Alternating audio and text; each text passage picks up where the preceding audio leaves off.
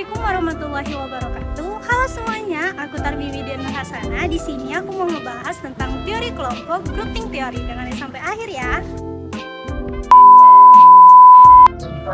Beberapa individu yang saling berkumpul dan membentuk hubungan antar mereka disebut sebagai kelompok. Dalam buku Organizational Communication karya Goldberg yang diterbitkan pada tahun 1993, kelompok dijelaskan sebagai suatu sistem sosial yang terbentuk melalui saling ketergantungan dan interaksi antar individu. Anggota kelompok melewati proses saling mengirim dan menerima pesan untuk menghasilkan makna dari kelompok. Perbedaan pemikiran antara anggota dapat menghasilkan pemikiran bersama kelompok. Pemikiran ini menjadi dasar pengambilan keputusan di dalam tim, di mana setiap anggota dapat menyampaikan gagasan atau pendapat mereka.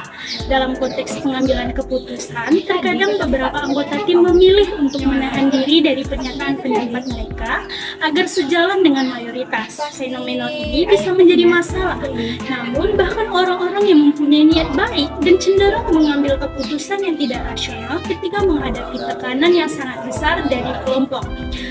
Terkait dengan hal ini, muncul suatu teori komunikasi yang dikenal sebagai teori pemikiran kelompok atau grouping theory. Grouping teori merujuk pada situasi di mana anggota kelompok berusaha menjaga keseimbangan antara kebutuhan untuk mencapai harmoni dalam kelompok dengan kebutuhan untuk mencapai suatu keputusan. Fokus utama teori ini adalah pada cara kelompok menyelesaikan masalah, terutama kelompok yang berfokus pada tugas.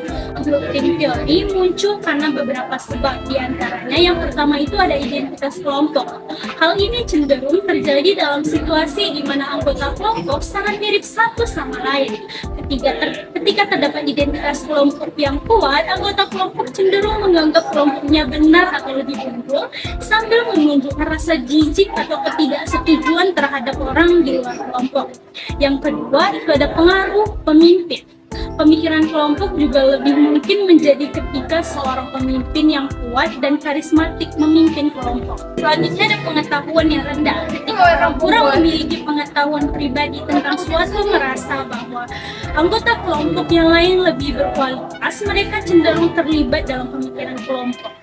Pemikiran kelompok yang dapat muncul karena identitas kelompok yang kuat, pengaruh pemimpin yang dominan, pengetahuan yang rendah, dan situasi stres dapat membawa dampak negatif pada dinamika kelompok dan pengambilan keputusan. Beberapa dampak negatif dari pemikiran kelompok tersebut antara lain, yang pertama itu ada kurangnya keberagaman pendapat. Identitas kelompok yang kuat dapat menghasilkan kurangnya keberagaman dalam pandangan dan ide di dalam kelompok. Hal ini dapat menghambat kreativitas dan inovasi karena anggota kelompok mungkin enggan menyampaikan ide yang berbeda atau di luar norma kelompok. Selanjutnya itu ada pertumbuhan dan ketidaksetaraan informasi. Pemikiran kelompok yang dipengaruhi oleh pengetahuan yang rendah dapat menghasilkan ketidaksetaraan dalam informasi yang dipertimbangkan dalam pengambilan keputusan. Keputusan yang diambil mungkin tidak mencerminkan gambaran penuh dan akurat tentang situasi. Selanjutnya munculnya prejudis dan diskriminasi. Identitas kelompok yang kuat dan rasa superioritas kelompok dapat membawa dampak negatif dalam bentuk prejudis dan diskriminasi terhadap individu atau kelompok lain di luar skema kelompok.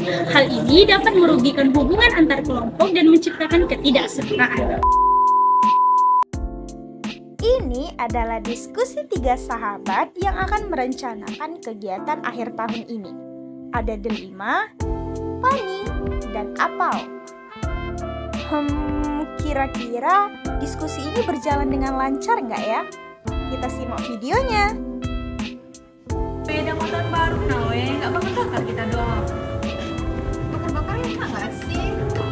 Bakar sosis nggak sih? Enak lah, enak bakar sosis nggak kan ya? Bakar ayam aja gimana? Iya, bakar ayam nggak sih? Iya, bakar ayam terus nanti pakai nasi. Biar kenyang.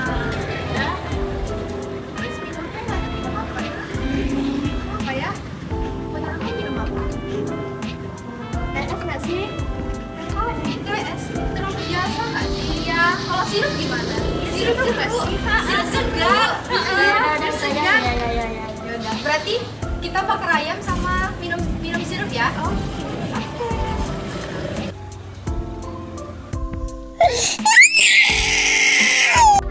Nah, itulah tadi contoh dari teori grouping theory. Dalam video tersebut, tampak kelima lebih dominan dibandingkan dengan apal.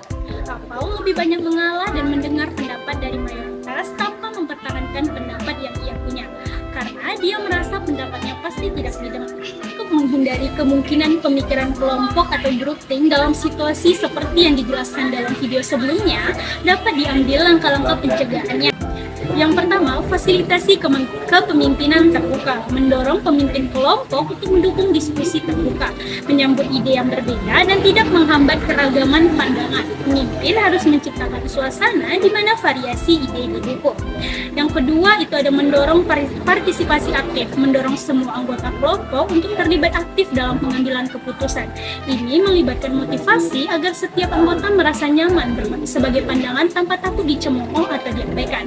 Selanjutnya, ada penetapan peran yang beragam, mendorong penegasan peran yang berbeda untuk setiap anggota kelompok untuk memastikan berbagai pandangan diperhitungkan. Ini membantu mencegah dominasi satu pandangan atau opini di dalam kelompok. Nah, itu tadi penjelasan singkat saya tentang teori kelompok groupthink teori. Saya ucapkan terima kasih. Assalamualaikum warahmatullahi wabarakatuh.